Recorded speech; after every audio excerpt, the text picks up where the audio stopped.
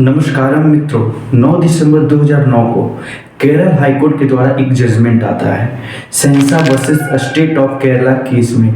इस केस में दो लड़कियों को जो हिंदू और एक क्रिश्चियन होती हैं उसे फोर्सफुली कन्वर्जन करवाया जाता है। इस केस में केरला हाईकोर्ट अपने जजमेंट में पैरा नंबर 16 में कहती है, मैंने केस डायरी फाइल का अवलोकन किया है। ऐसे संकेत है कि केरल राज्य में इसी प्रकार की कई घटनाएं हुई हैं। ये एक प्रकार का मूवमेंट है जिसे लव जिहाद या रोमियो जिहाद कहा जाता है, जिसमें मुस्लिम लड़कों को दूसरे धर्म की लड़कियों से प्यार करने और उन्हें इस्लाम में कन्वर्ट करने के लिए निर्देशित किया जाता है। इस मूवमेंट को करवाने के लिए बहुत सारे धन का भी उपयोग किया जाता है। केरल हाईकोर्ट अपने जजमेंट में कहती है स्टेट गवर्नमेंट को कि फोर्सफुली कन्वर्जन को रोकने के लिए इस पर कानून बनाने पर विचार किया जाए। और उसी समय 9 दिसंबर 2009 को अपने जजमेंट में कहती है केरला पुलिस को कि पिछले 3 सालों में कितने फोर्सफुली कन्वर्जन हुए हैं, इन सारे केसों पर जांच किया जाए। ये सारी घटनाएं 2009 में हुई थी। अब आते हैं जुलाई 2010। केरला के former chief minister B S. Achyutanand, जो एलडीएफ पार्टी के कम्युनिस्ट पार्टी के नेता हैं, वो जुलाई 2010 को दिल्ली के एक इंटरव्यू में कहते हैं वे 20 साल में केरल को मुस्लिम मेजोरिटी राज्य बनाना चाहते हैं। वे लोगों को इस्लाम में परिवर्तित करने के लिए धन और अन्य प्रलोभन का उपयोग कर रहे हैं। वे मुस्लिम आबादी बढ़ाने के लिए हिंदू और क्रिश्चियन लड़कियों से शादी करने के लिए भी राजी करते हैं। शॉर्ट फॉर्म में बी.एस. अच्युतानंद के द्वारा पहली बार कहा गया इसे लव जिहाद। जब ये बयान दिया गया बी.एस. अच्युतानंद के द्वारा यानी फॉर्मर चीफ मिनिस्टर के द्वारा, तो कांग्रेस इसे खारिज करते हुए कहती है कि ये हिंदू कार्ड खेलने की साजिश हो रही है, क्योंकि 2011 में केरल में चुनाव होने थे। हो सकता है कि बी.एस. अच्युतानंद के द्वारा हिंदू कार्ड खेलने की साजिश हो रही थी, लेकिन 27 जुलाई 2010 को द इकोनॉमिक्स टाइम्स में छपे आर्टिकल्स के अनुसार केरला के कैथोलिक्स बाइशॉप्स के काउंसिल के द्वारा दावा किया जाता है कि 4500 से अधिक लड़कियों को लक्षित किया गया है इस्लाम में कन्वर्ट करने के लिए, जो हिंदू और क्रिश्चियन कम्युनिटी से आते हैं। ये सारी घटनाएं 2009-2010 में हुई थी। अब आते हैं 2012 में। 2012 में द वीक में छपी एक आर्टिकल के अनुसार स्टेट गवर्नमेंट के द्वारा कहा जाता है 2006 से 2012 तक 7,713 लोगों ने इस्लाम अपनाया है। 2006 से 2012 तक में 2,803 लोगों ने हिंदू धर्म को अपनाया है और 2006 से 2012 तक में 7,713 लोगों ने इस्लाम धर्म को अपनाया है। इनमें से आधा से ज़्यादा महिलाएं थी और इनकी उम्र 35 साल से कम थी। इनमें से अधिकांश लोग हिंदू कम्युनिटी से आते थे और इनमें से 1000 लोग क्रिश्चियन कम्युनिटी से आते थे। टाइम्स ऑफ इंडिया में छपी एक खबर के अनुसार 2015 में केरला में 5,16,003 बच्चे जन्म लेते हैं, जिसमें से 42.87% बच्चे का जन्म होता है जो हिंदू कम्युनिटी से बिलोंग करते हैं, जो केरला की 45.9% पॉपुलेशन है। 41.45% बच्चे का जन्म होता है जो मुस्लिम कम्युनिटी से बिलोंग करते हैं, जो केरला की पॉपुलेशन में 26.6% है। 15.42% बच्चे क्रिश्चियन कम्युनिटी से बिलोंग करते हैं, जो केरला की 18% पॉपुलेशन है। 2015 के इस डाटा के अनुसार अनुमान लगाया जा रहा है कि केरला कुछ ही सालों में मुस्लिम मेजोरिटी स्टेट बन जाएगी, क्योंकि केरल में हिंदू कम्युनिटी की पॉपुलेशन हमेशा घटती जा रही है। 21 जुलाई 2021 को पंचजान में छपी एक आर्टिकल के अनुसार पिछले कई सालों से हिंदू कम्युनिटी की आबादी कितनी बढ़ी है और पिछले कई सालों से मुस्लिम कम्युनिटी की आबादी कितनी बढ़ी है। तो आइए दोस्तों देखते हैं। 1961 से 1971 के दौरान हिंदू कम्युनिटी की आबादी बढ़ी है 23.35%, वहीं मुस्लिम कम्युनिटी की आबादी बढ़ी है 37.49%। 1971 से 1981 में 16.7% आबादी बढ़ी हिंदू कम्युनिटी की और 29.96% आबादी बढ़ी है मुस्लिम कम्युनिटी की। 1991 से 2001 तक 7.8% आबादी बढ़ी है हिंदू कम्युनिटी की और 12.84% बढ़ी है आबादी मुस्लिम कम्युनिटी की। 2001 से 2011 तक 2.29% आबादी बढ़ी है हिंदू कम्युनिटी की, 12.84% आबादी बढ़ी है मुस्लिम कम्युनिटी की। केरला में 300 ईयर एगो हिंदुइज्म को फॉलो करने वाले 99% थे, जिसमें से सेंसस हुआ था जो 1901 में, उसमें पाया गया था कि हिंदू की 68.5% ही आबादी है। वहीं 1961 में 68.5% से 60.8% पे आ गई। 60.8% पे पॉपुलेशन आती है। और वही सेंसस 2011 में ये पॉपुलेशन डायरेक्ट 60% से घटकर 54.9% हो जाती है। अगर हम लोग देखें तो 1901 में जो सेंसस हुआ था और 2011 में जो सेंसस हुआ था उसका अगर अनुमान लगाएं तो 2011 में हिंदुज़म को फॉलो करने वाले लोग 12% घटे, मतलब 12% आबादी हिंदुज़म की केरला में घट गई है। बात करें तो 2016 की, 2016 में केरला स्टेट में कई सारे फोर्सफुली कन्वर्जन के केस देखे गए, जिसमें से एक केस आया था हादिया केस। इस केस में कई ऐसे क्लूज मिले जिससे कन्वर्जन ऑपरेशन के खिलाफ एक बड़ा सपोर्ट मिला, जिसके कारण लोग लव जिहाद के बारे में अच्छे तरीके से जानने लग गए। केरल में हो रहे कन्वर्जन को समझने के लिए हमें हादिया केस को पहले अच्छे तरीके से समझना हो। ये बात अखिला अशोकन की, जो रिटायर्ड आर्मी ऑफिसर की बेटी है। ये 2011 में तमिलनाडु में मेडिकल की पढ़ाई करने के लिए पहुंची थी और ईयर 2016 में अखिला इस्लाम को अपना लेती है। जब ये बात इनके पेरेंट्स को पता चलती है तब अखिला के फादर अखिला की मिसिंग रिपोर्ट रजिस्टर करवाते हैं और ये केरला हाई कोर्ट में पिटीशन डालते हैं कि इनकी बेटी अखिला को फोर्सफुली इस्लाम में कन्वर्ट करवाया गया है। अखिला कोर्ट में अपेयर होने के बाद वो कहती है कि उसने अपनी मर्जी से इस्लाम को अपनाया है। इस बयान के बाद अखिला के फादर्स के पिटीशन को केरल हाई कोर्ट रिजेक्ट कर देती है। अब अगला ट्विस्ट तब आता है जब अखिला अपने घर को छोड़कर कॉलेज जाने के बजाय वो PFI की वुमेन्स विंग प्रेसिडेंट जेनेवा के साथ रहने लग जाती है, जहां उसे डीपली ब्रेन वॉश किया गया। इसी बीच अखिला ने सफीन जहां मुस्लिम लड़के से शादी भी कर ली थी, जो PFI और HDPI का सदस्य है, और NIA का दावा है कि इस पर 4 आपराधिक मामले दर्ज हैं। अब अखिला जो हादिया बन चुकी थी, उनके फादर सेकेंड पिटीशन डालते हैं केरला हाई कोर्ट में, ये कहते हुए कि रेडिकल मुस्लिम ऑर्गेनाइजेशन उनकी अखिला को अब्रॉड भेजकर सीरिया और इराक में बेचना चाहती है। केरला हाई कोर्ट अपने जजमेंट में अखिला की शादी को कैंसिल कर देती है और अखिला की कस्टडी को उसके पेरेंट्स को दे दी जाती है। और कोर्ट कहती है कि सफीन जहां एक ऐसा व्यक्ति है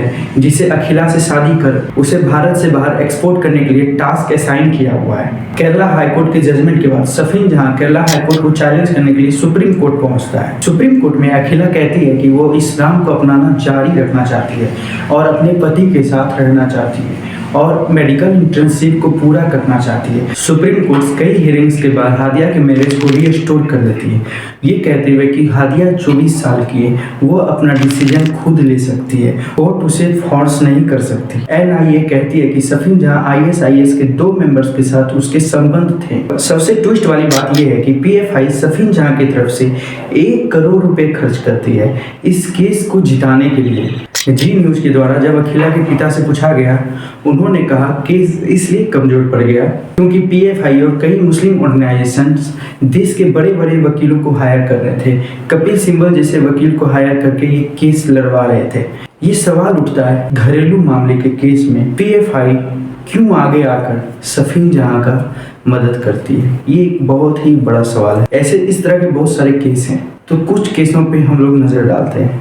वन इंडिया की एक रिपोर्ट में माने तो मोहम्मद रियाज नाम का एक आदमी एक हिंदू लेडी को इस्लाम में कन्वर्ट कर सीरिया और इराक में एज ए सेक्स स्लेव बेचने का प्लान बना रहा था। उसे बेंगलोर के एक मदरसे में ट्रेनिंग प्रोग्राम लेने के लिए फोर्स भी किया गया था और इस काम को करने के लिए मोहम्मद रियाज को अनआइडेंटिफाइड सोर्स से पैसे भी मिले थे। साल 2018 में केरला हाई कोर्ट में एक पिटीशन फाइल किया गया हिंदू वुमेन के द्वारा। वो कहती है कि फोर्सफुली इस्लाम में कन्वर्ट की एक विक्टिम है, उनके हस्बैंड उन्हें इस्लाम में कन्वर्ट कर उन्हें सऊदी लेके चले गए और उन्हें सऊदी में ले जाकर उन्हें इस सीरिया में बेचने की कोशिश की गई। एक और केस को देख लीजिए। साल 2013 एक हिंदू लड़की जो एनिमेशन सीख रही होती है, वो रियाज नाम के लड़के से अट्रैक्ट होती है। रियाज ने उसके इंटीमेट सीन्स को रिकॉर्ड कर उसे थ्रेट करना शुरू कर दिया और फोर्सफुली उस लड़की का कन्वर्जन इस्लाम में करवा दिया। इस तरह के कई केसेस सामने आए हैं। टाइम्स ऑफ इंडिया के अनुसार केरला में स्टेट इंटेलिजेंस ब्रांच के द्वारा 2016 में कन्वर्जन को लेकर एक रिपोर्ट तैयार की गई थी, जिसमें बताया गया कि 2011 से 2015 के बीच 5,975 लोग इस्लाम में कन्वर्ट हुए हैं। इनमें से 76% महिलाएं हैं जिनकी उम्र 35 साल से कम थी। 5,975 लोगों में 4,719 लोग हिंदू थे और 1,074 लोग Christian. According to the intelligence report, Kerala में 2 सेंटर हैं जहां कन्वर्जन करवाए जाते हैं, एक मल्लपुरम, एक Kozhikode. According to Kerala police, 2016 में जनवरी और फरवरी के बीच में 304 लोग इस्लाम में कन्वर्ट कन्वर्ट होते हैं, जिसमें से 224 लोग हिंदू और 60 लोग क्रिश्चियन थे। अगर 2016 की रिपोर्ट्स की माने तो 3 new converts in a day, मतलब प्रत्येक दिन 3 लोग इस्लाम में कन्वर्ट हो रहे हैं। और इंटेलिजेंस ब्रांच के द्वारा ये कहा जाता है कि बहुत सारे ऐसे केसेस हैं जो इन्वेस्टिगेट नहीं किए गए हैं। केरला पुलिस के द्वारा एक डाटा दिया गया था जो बताता है कि कितने लोग हिंदू कम्युनिटी और क्रिश्चियन कम्युनिटी से साल दर साल कितने लोग इस्लाम में कन्वर्ट हुए हैं। तो दोस्तों आइए देखते हैं।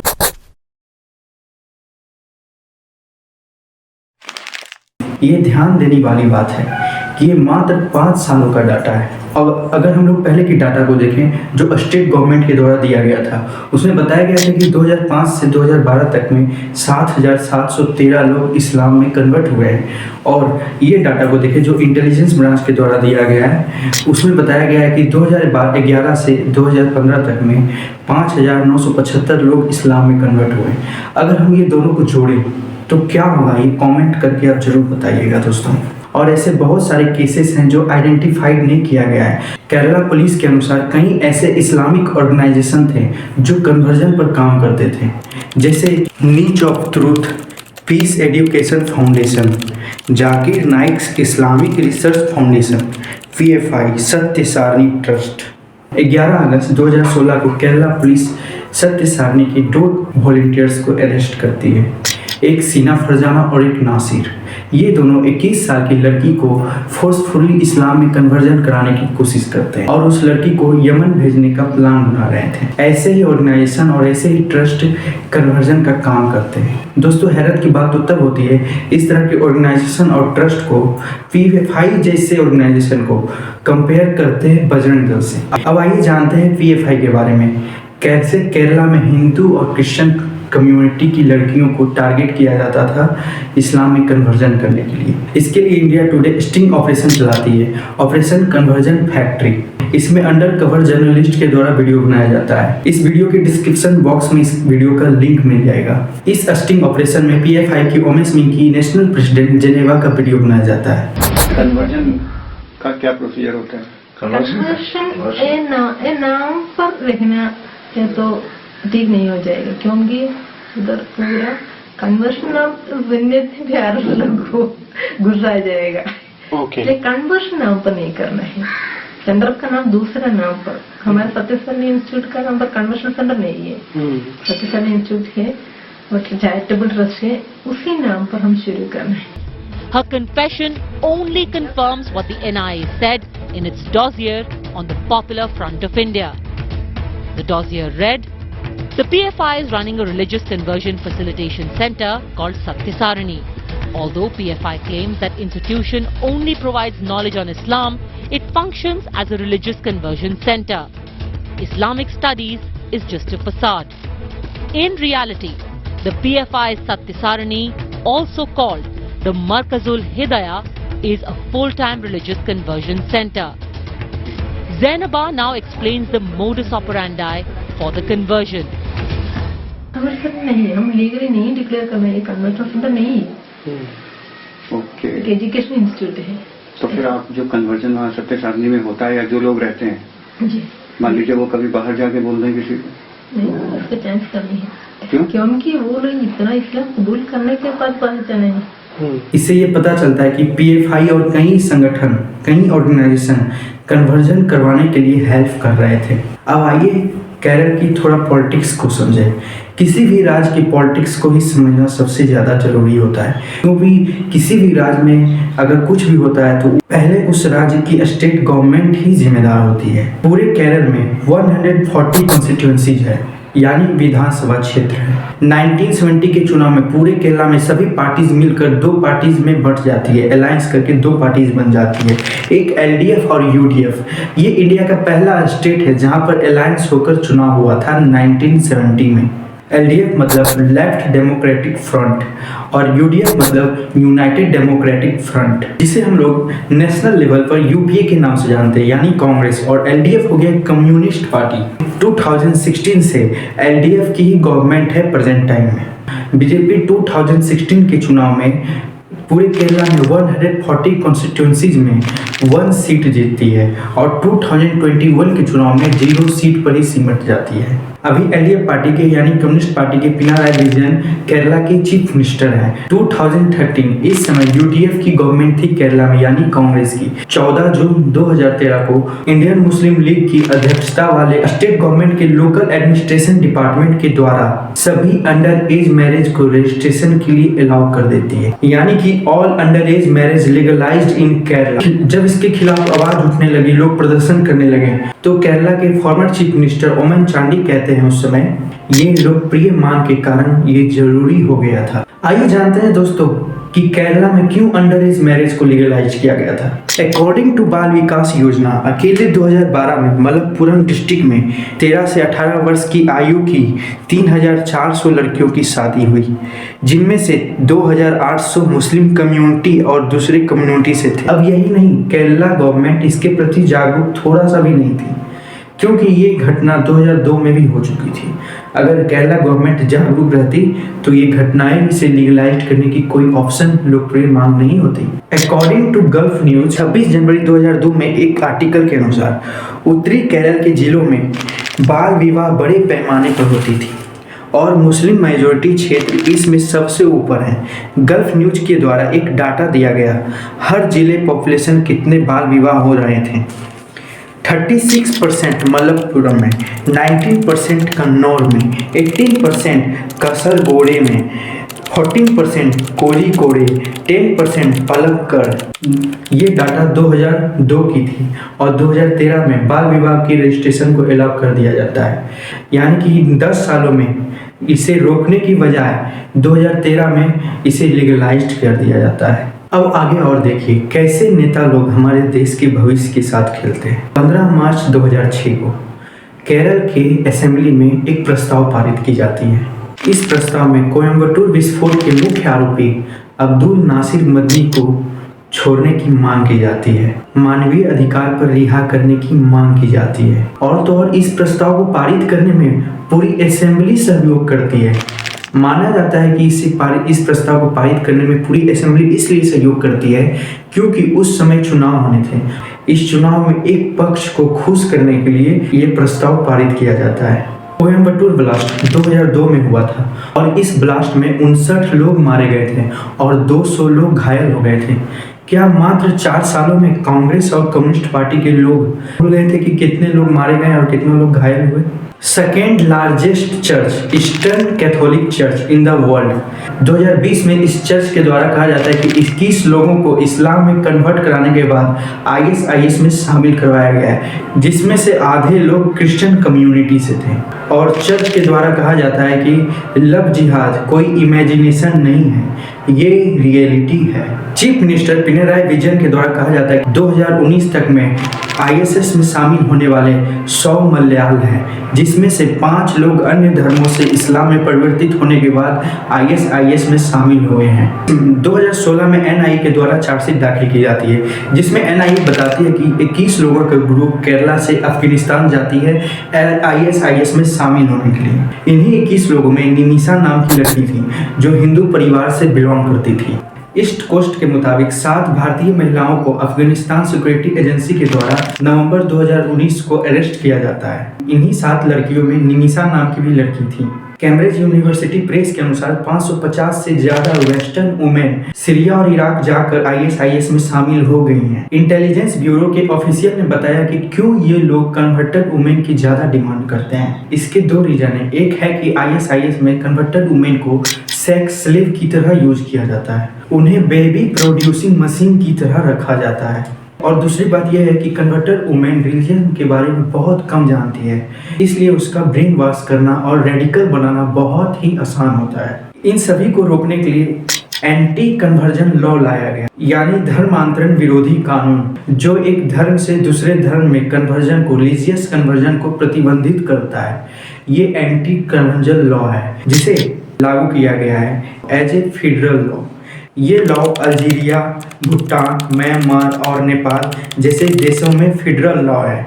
ये लॉ फोर्सफुली कन्वर्जन को रोकने के लिए, भारत में ऐसे फेडरल लॉ नहीं है, लेकिन देश के 9 राज्यों ने अपने खुद के कानून को मंजूरी दी है।